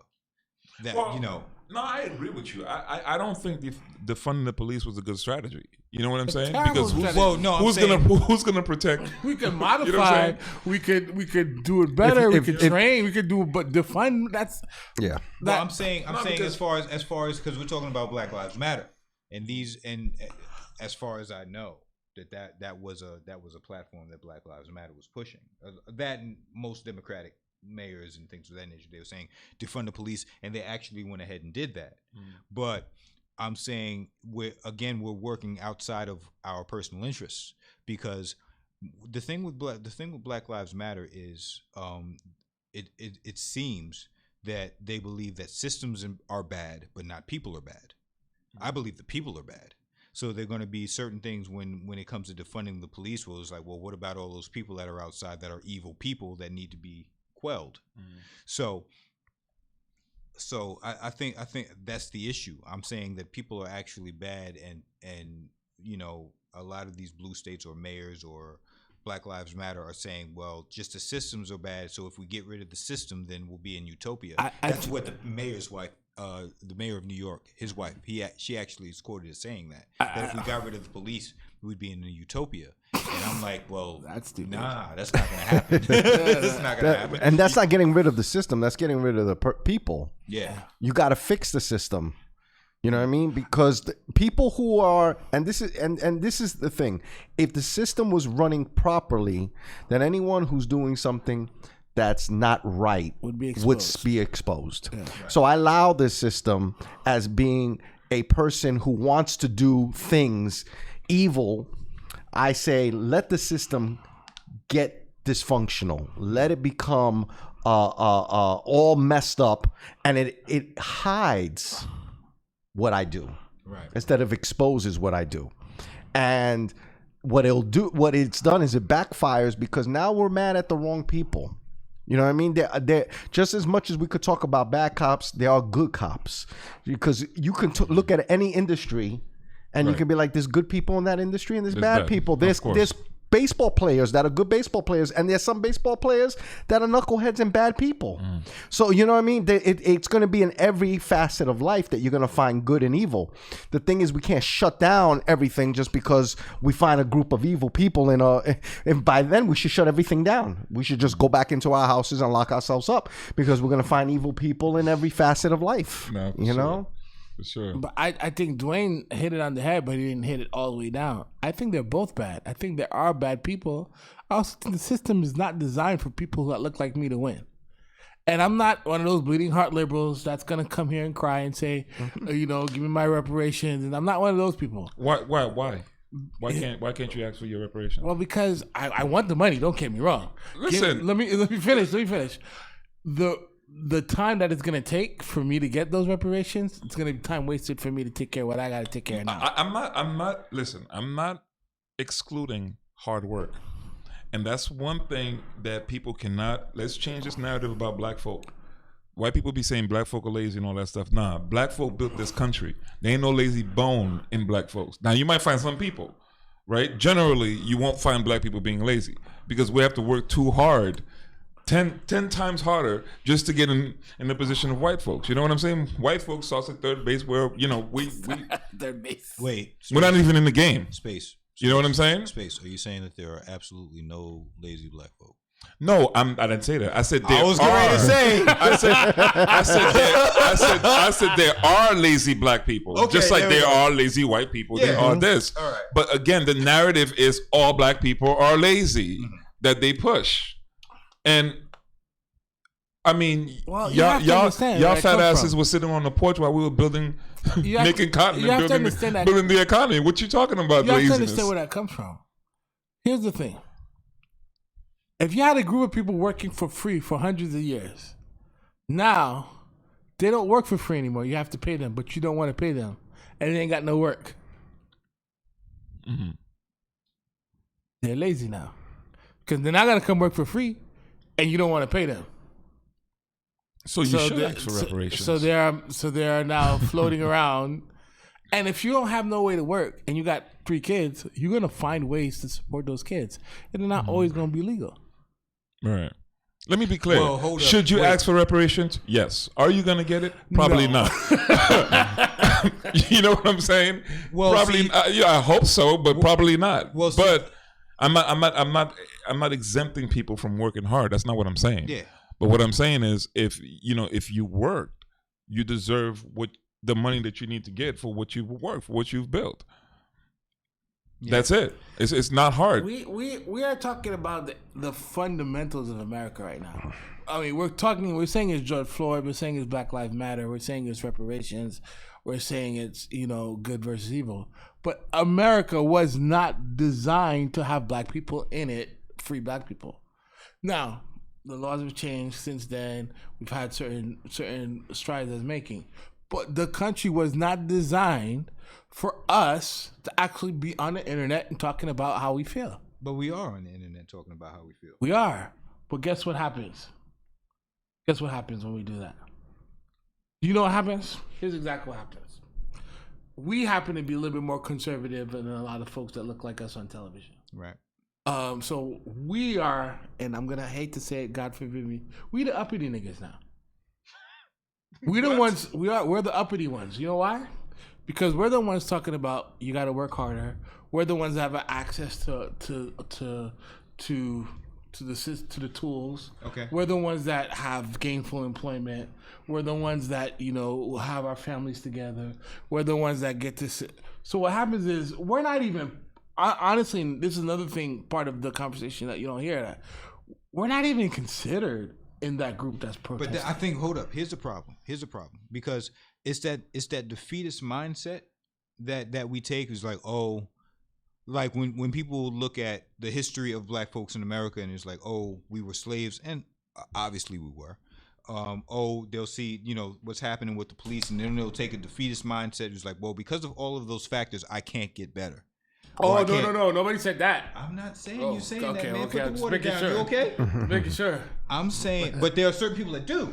And they're weak. And I'm saying that's not, that's not the narrative. That's not what's going on. I am not so oppressed in this nation that I can't turn on a YouTube video, or I can't somehow make my life better, or I can't somehow stay with my wife and children. like they'll use that. Amen. Just coughing out. That's all right, brother. I'm not laughing. I'm just coughing. Or I can't somehow take care of my wife and children, regardless of how much money that we have. I can't stay with them, or don't have, because I've been oppressed in this country, and so that excuses bad behavior. Mm-hmm. It doesn't. It absolutely doesn't. Let me throw this in there, right? Yes, it doesn't excuse bad behavior. It doesn't excuse bad behavior, but you're talking from a person that was raised a certain way. You're talking from a person that had a certain environment, right, that was conducive to your being right now. Now, granted, I'm not taking your choice away. I'm not saying that you didn't have any choice, right? But you were groomed a certain way. And I think sometimes when we talk, we're talking as people that's been groomed a certain way to think a certain way. No, I think you know what I'm saying. And your environment makes up a lot of who you are. I'm not saying that it's who you are, but I'm saying it makes up a lot of who you are. Well, no, because my environment wasn't like the environment that my kids have. Totally was not my environment. Right. I'm not saying the environment that your kids have. I'm not even going that far. Right. I'm saying you as a person right? You are groomed a certain way. Your environment makes up your mentality, whether you like it or not. Like I'm groomed a certain way. My thought process are a certain way, even though I'm an adult, but it was shaped when I was a kid, right? Growing up until now. Of course. Right? So your environment has a lot to do with that. So I think sometimes when I hear the statements of like, you know, people making excuses, it like, yes, people have choice, right? People have choice. But if I put you into this condition right here, and if I've been doing this thing to your people, and to you, and to your grandmother, if I've been separating families and doing all that stuff, right? You have to consider that as well. You can't just go tell an alcoholic to stop drinking. No, but you can't just go tell a cigarette person to stop smoking cigarettes. No. But so you can't just tell a family you have a choice. You need to do better when they don't know better. When they don't have the education to do that.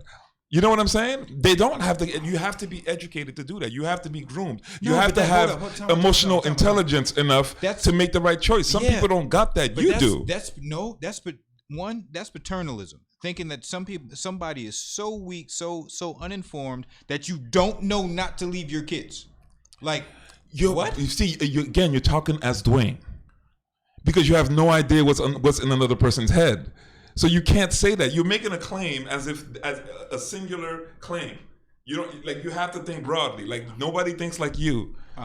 The dude might. Yes, that's correct. What you're saying. Everything is perfectly correct. You got to be with your child. But if their father and father, like you can't. You have to. And I think that's the work we're not willing to do. And that's why it's easy to judge. And that's why it's easy. I'm not saying that you're judging, but that's why it's easy to make these claims real quick, because you don't know the dude's history, man. So you can't just come up all of a sudden and just be making these claims as if like you know the person's past. And it is a big factor.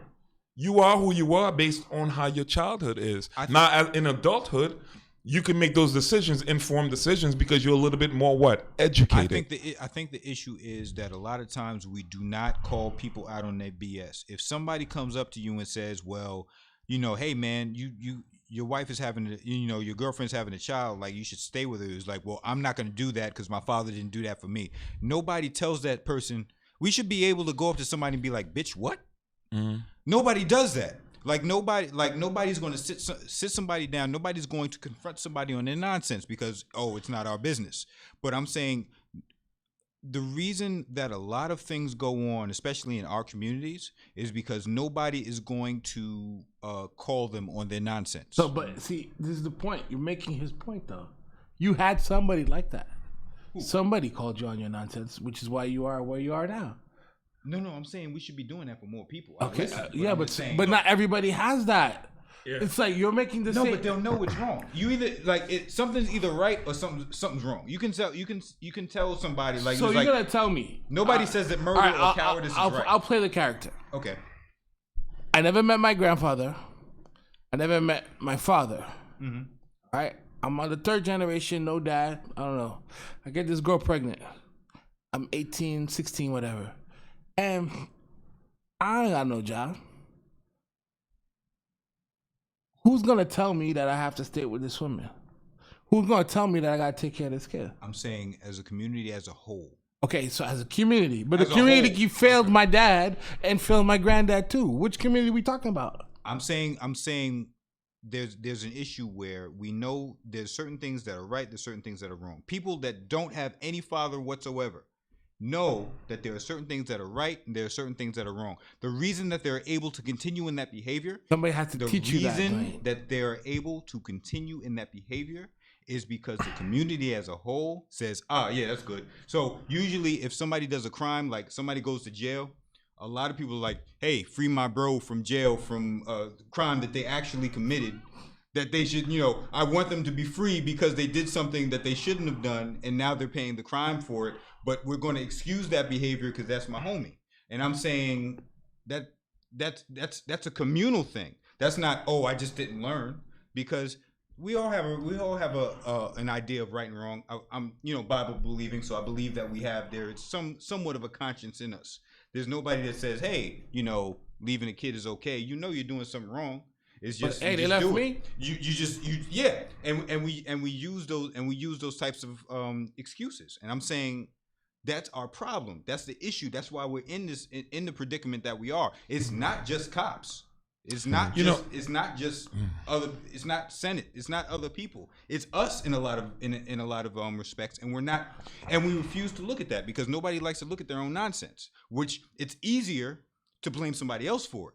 Yeah, I'm saying no. I believe what you're saying. I think there's an element that's missing. I think that you can know what's right and wrong, but you have to care about what's right and wrong. Or you might have to be made to care as well. But see, you're taught to care. Yeah. You know what I mean? You're taught to care. When you have good parents, when you have a good upbringing, you're taught to care. That's why you stay away from certain things because you're like, nah, I'm not going to do that because I care enough about what I was taught about. And when you're not taught to care, then when you get into those positions, and I say this because I grew up with some heavy, well, some of my friends growing up that were a couple of years older than me, came from bad homes. Fathers were beating up their mothers, and they didn't care, and they were making bad decisions because they didn't care, and they were hurt, and they knew what was right and wrong because they were going to church. Yeah, and they're still making bad decisions because they just didn't care because they saw the hurt and the pain that was inflicted in their home, and they were just like, I'm gonna do everything I can to run away from that. And if it was to do drugs, it's funny. I grew up with a couple of guys, and they all did drugs growing up. I never did drugs to this day. I've never smoked weed. I've never smoked a cigarette. And I'm not saying whether putting a pedestal or anything on it. I'm just saying that wasn't my experience. And I thought to myself when I was younger, why don't I attracted to that, but they're attracted to that? And it was because I cared too much that it would hurt my mother and father if I did it. Because I had a good upbringing. I was like, nah, if I did that and my parents found out that I was smoking weed, that would break their hearts. And I don't want to do that, but I cared. They didn't care because they were too hurt. And so you could know that something's wrong and still do it because you don't care. You know what I mean? And that's why it's so, upbringing is very important in the process of making a change, because you can't make a change if you don't care. I think you're hitting the nail on the head. Pat, back me up on this. There's certain perceptions that folks have of the African American experience, so to say. My parents aren't from here, right? Mm-hmm. Pat, your parents aren't from here either, right? So what happens is when I listen to my parents talk about African Americans, they do it with such disdain. Mm-hmm. They do it with, that's American. Why? Because everything Dwayne and everybody else was just talking about, the personal responsibility, the generation after generation of things going on. Mm-hmm. And for us who are Haitian, it's even worse because Haitians have this certain pride that in 1804, they beat Napoleon's army and kicked the white people out. And so they're... And still owed billions, by the way. But that doesn't matter, though. They paid reparations to France. Yes, literally. So... But what happens is when they see the American situation, where they see the social situation in America, whatever, they feel that the Black Americans let themselves be subject to these problems, and they're gonna show that they're better than them. Mm-hmm. And for me, being an American, being born and raised here, my parents having that outlook was really a strange place to be. Mm-hmm. And I can now, as I'm older, I can understand why they had such disdain. Mm-hmm. It was more fear that their children or their loved ones would fall into that system because there is a system. Mm-hmm. So as we were growing up, we didn't fall into that system. Why? Because of all the things we've been talking about. Mm-hmm. The same thing you said. If I wasn't as good as you, I did smoke a cigarette once or twice. But I realized I can't live a certain way because it would devastate my parents. Mm-hmm. It would destroy their legacy. It would taint their witness. My dad's a preacher, blah, blah, blah, blah, blah. Mm-hmm. And so there's certain decisions I had to make, even though I had a desire to sometimes rebel, but I figured it's not worth it because at the end, all I'm going to do is hurt people around me. Mm-hmm. So the care part, a lot of folks don't have that. Exactly. And when they don't have that, they end up like your friends. Mm-hmm. And the problem that I'm having, Dwayne, those people that don't have that, there is no responsibility they're going to pick up. Yeah? Well, let me throw this. Go ahead, Dwayne. Well, okay. Here's the thing. Parents, born here. Like, so 5 generations of people here. Great-grandfather was a sharecropper. So they were here. The issue, I guess, with us that I speak about is mostly, it's a both and. So there are or have been systems in place that do keep us down. There are certain things that we are responsible for. So the systems need to be fought against and need to be addressed. But before we can address those systems, we have to address the things that are our problem, the things that we can fix on the ground. So both at the same time. Yeah, it's both at the same time. So, and I know how, not just how Haitians see us, I know how the rest of the diaspora sees Americans. Me and you are cool though, yo. Huh? Yeah. Thank you. But like India, everywhere that like, there are black folks, like, African Americans. Well, I mean, we're all African Americans. That's so silly. Well, that's so silly to say, man. No, you know what I'm talking about. I know what you mean. I'm saying that there's that, but there's also there's very much that Haitian. You are. That's the history, and I don't down that. That's basically. But at the end of the day, I'm on the corner here. You know what's funny, because I think that's where Kanye got his foolishness from. Well, let me not say foolishness. That's where he got the slavery was a choice. Slavery was a choice from Haitians, Haitian slaves, fighting Napoleon army and winning, and so he's basing. But what did they really win though? He's basing his logic off of that. That's probably the idea of him saying that slavery was a choice. Well, I think Jamaicans too. They got their independence pretty early. Did they not? Jamaicans. I'm not sure. I believe so. I'm not sure. I think whatever. But yeah. So there's an issue with that. But also I think there's a both end, and I know because of people not wanting to deal with home first, because that hurts a little bit. You never want to look in the mirror and deal with your own stuff. You always want to make it seem like, it's everybody else. Systems bringing me down, and I'm like, well, no, that's not the system. That's you. Hey, you didn't go to school for the last 3 weeks, and you're gonna fail the semester. That had nothing to do with that had nothing to do with the system. So it's I think in a lot of cases with a lot of people groups, but because I am in this particular African American, I'm in that particular people group. I speak to them. I was like, you got to deal with how you deal with family. You have to deal with how you deal with those. You have to care, because not caring doesn't put you in a good place either. Look, you see where not caring got you. And I'm like, so that's the issue. So then when you talk about community, right, what's in the community? Like if we're talking about reparations, not monetarily, but like emotionally, psychologically, who's in the community to take that lead? Is it the church? Exactly. You see what I'm saying? As soon as I said that, you're like, I'm saying though, like who takes that lead, Dwayne? I think we should ask him first, because you asked the question: is it the church? Is it? Because as far as my experience in church, and grew up in church and love church, it's done some wonderful things for my life, right? But we spend so much time, Sunday after Sunday after Sunday after Sunday after Sunday after Sunday, right? Kind of regurgitating the same thing, right?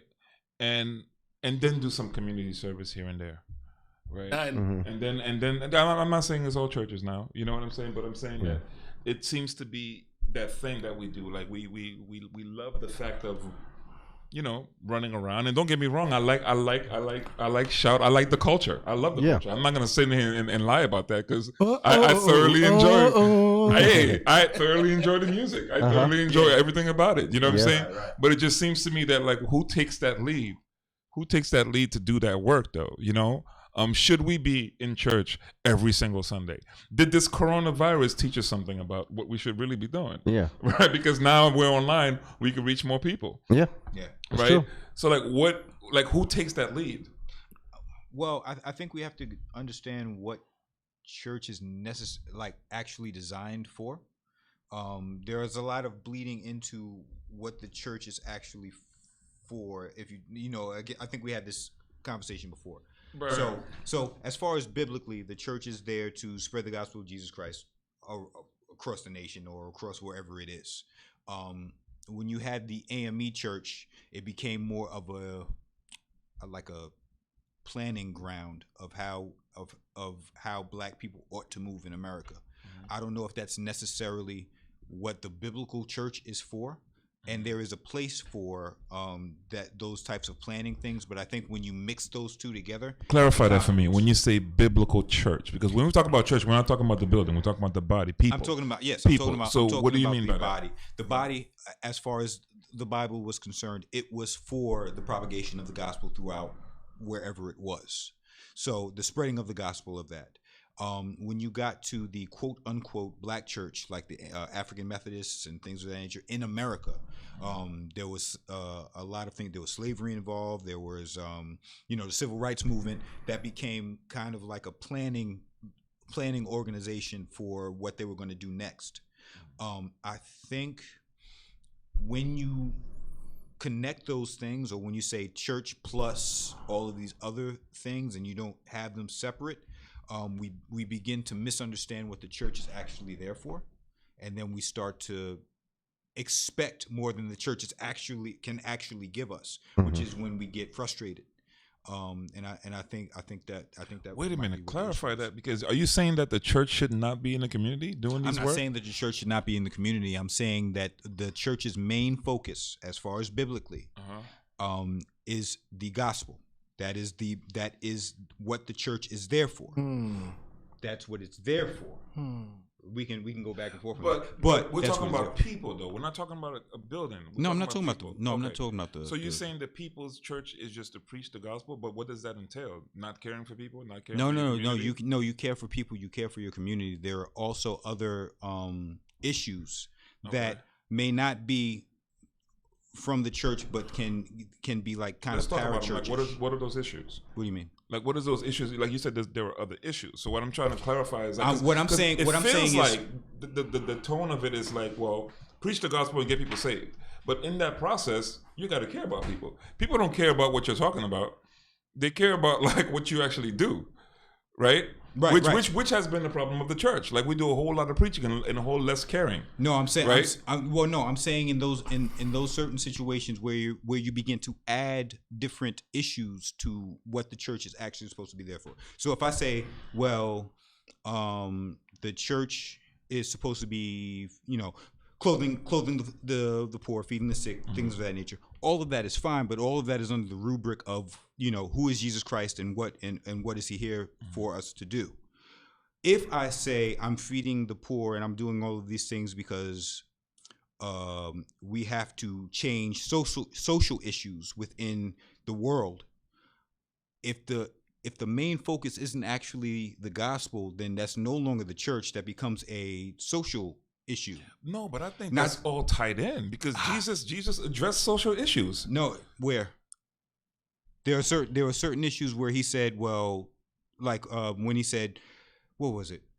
Somebody had a money dispute. He was like, hey, I need you to get your brother. Yeah, I have a problem with my brother in this money issue. It's like, well, okay, that's really not my area right now. But no, he didn't say that's not his area. No, that's me paraphrasing. Right. But context though, that's not. If we're gonna go there, then let's dive all the way into that story. Because I don't. Here's my thing. I don't think that social issues is tied in to the gospel issues, right? Because there's no way that like it's all married in together. I'm not saying that all Christians should be politicians. No, but what I'm saying is that if there is an institution that's supposed to hold this high moral compass, right, governed and instituted by God, and you're telling me in social issues, okay, peace, guys, we buy out.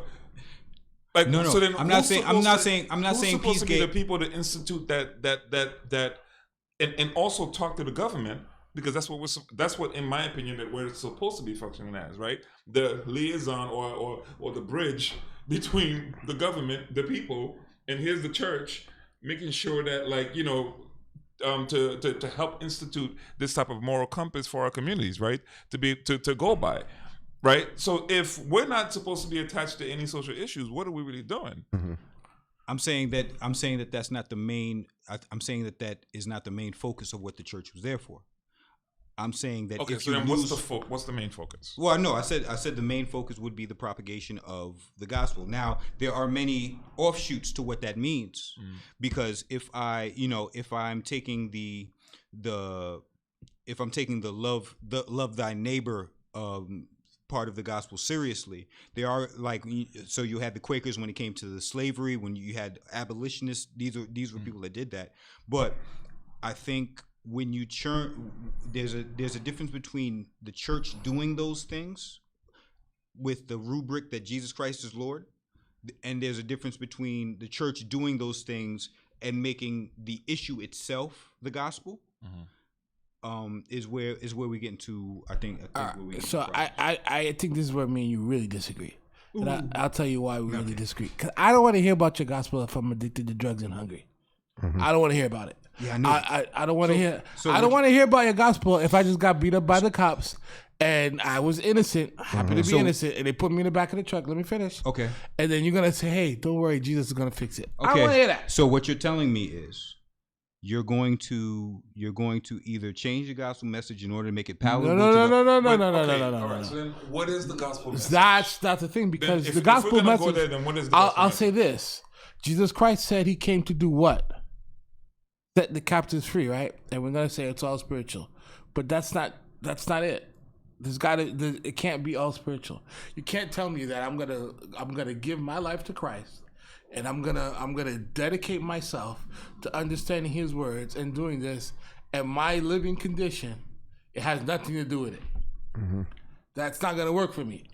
Well, that's in the gospel when we find Jesus, and you mentioned it. Jesus saying, "Love God with all your heart, and then love your neighbor as yourself." Yeah. Love is supposed to bring a person to want to know who God is, right? So it's through His love.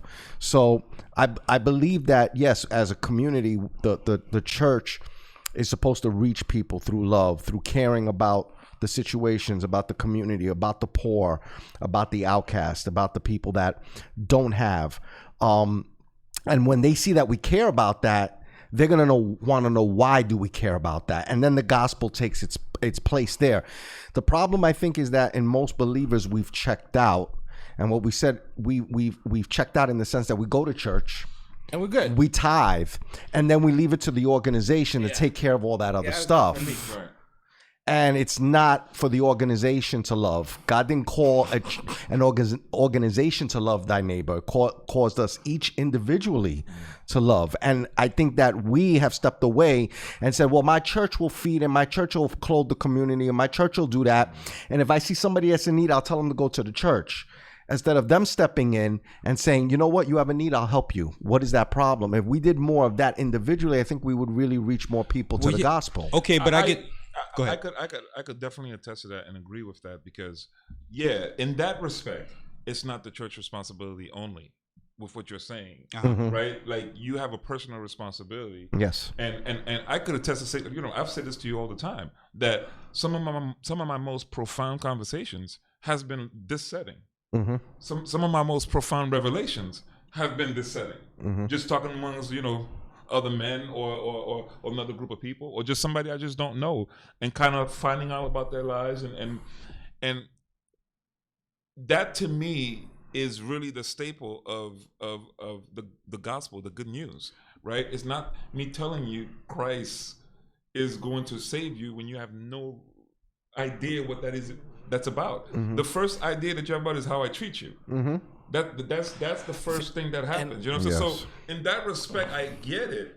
As far as like, the church is not responsible to do all the work, because we're the body. We're supposed to be the ones out there doing that work. Right? I'll put it this way. But I still need clarification. I'm gonna put this succinctly. I'm gonna put this succinctly. If I take care of all of your physical needs, if I take care, you need clothing. You got drugs, so I'm gonna help you. I'm gonna get you in a program. But I fail to say repent because the kingdom of God is near. Then I fail, because you're taking care of all of their physical needs on earth, but you're not taking care of their deepest need. So I'm saying that people, because they want to be friendly, and they want to help people, and they want to give them all those things, they're totally getting away from what the actual message was.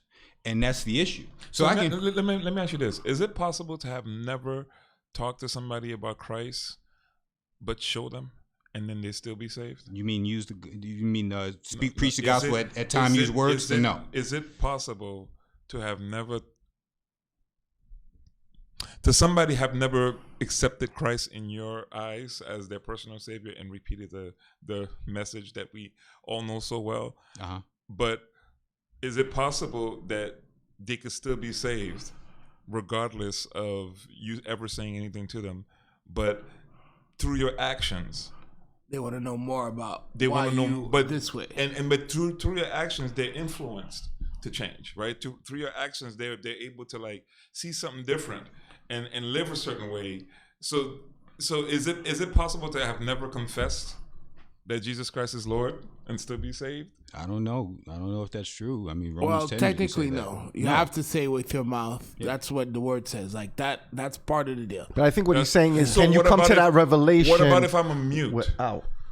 I know this is the age-old question. no. What if I'm a mute? But if you're going to say that, hearing. But if I'm deaf, if you're going to say that, what if I'm a mute and all I know is your love? I can feel it, I receive it, but I can't say it. Can you read? Can I be saved? You can. Yeah, I believe you. I believe you can because sound. I believe it's. You said sound has to come out of my mouth, but I'm a mute. How's sound coming out of my mouth? I'm saying that at some point, so I can't be saved. Now we're getting very technical. Technical. That's not. You even have to go. That's like the abortion. That's like the abortion argument. It was like, well, what if he gets raped by a second cousin and then you're like, you just picked the worst. But no, I'm actually trying to open up another conversation. Well, I think salvation has to do with the heart, not with the mouth. I think that when the Bible's talking about confessing, is you're confessing with your mouth because you've received them in your heart. So I think it's a heart issue. It's not a mouth issue. And Romans 1 clearly states that people were saved even before. If it's a heart issue, then I could be deaf or mute and be saved. Of course you can. It's probably possible, yeah. But there has to be. It's not possible. No, I'm saying that there has to be a clear understanding of what I'm telling you. There is also a message. So if I'm just, he's giving me, like, he gave me a piece of cake, so he's a really great guy, so I feel like I'm going to change my life. That's not you submitting your life to Christ. That's you just being a good person. They've got great atheists. They've got great Hindu people that aren't going to, as far as the Bible is concerned, aren't going to see Jesus at the end. So that's the main issue. It's not just being good people. You have dead people. We're trying to make you live, as, rest in peace, Ravi Zacharias. But yeah. Well, I mean, it's the same thing. It goes back to Gandhi. Gandhi says, I would be a Christian if it wasn't for the Christians. What do you say by that? It's very simple. When he sees the actions of the folks who proclaim this particular lifestyle or proclaim Christ as their God, and he sees what they're doing, he won't have no parts of that. Yeah? So that's what Patrick is saying. Yes, you can obviously live in a certain way to where your life is a witness, and that's what we should all be striving for. I don't think anybody's going to disagree with you. The point that I want to make, though, is that Jesus Christ himself is preaching. He's out there doing his thing, and the disciples come up to him and say, hey, the people are hungry. You know what Jesus says? You feed them. And that's the part that the church is not doing, y'all. Yeah, well, not all, because there's some churches that are out there working. Yeah. I for one, and I think this might be we might have to pick this up some other time. I for one am very, very disappointed with the way the church in America has dealt with these social issues. I am too. Because we at one point we were, and I say we, the church, were in position to make the difference. We had influence. Now I think. And only God can fix. In my opinion, it's squandered. The witness is not there. Most folks, when they hear about church, it turns them off a lot. And the money. And church is now married in politics in such the wrong way. Yeah. That's the problem. That we don't have an effective witness as a collective. And that's got to change if we're going to do the work we're supposed to do moving forward. Well, on that note, this is an Uninvited podcast. We'll end right here. That's it. We'll resume back. Y'all, thank y'all for whoever stayed with us. This is good stuff, man. We out.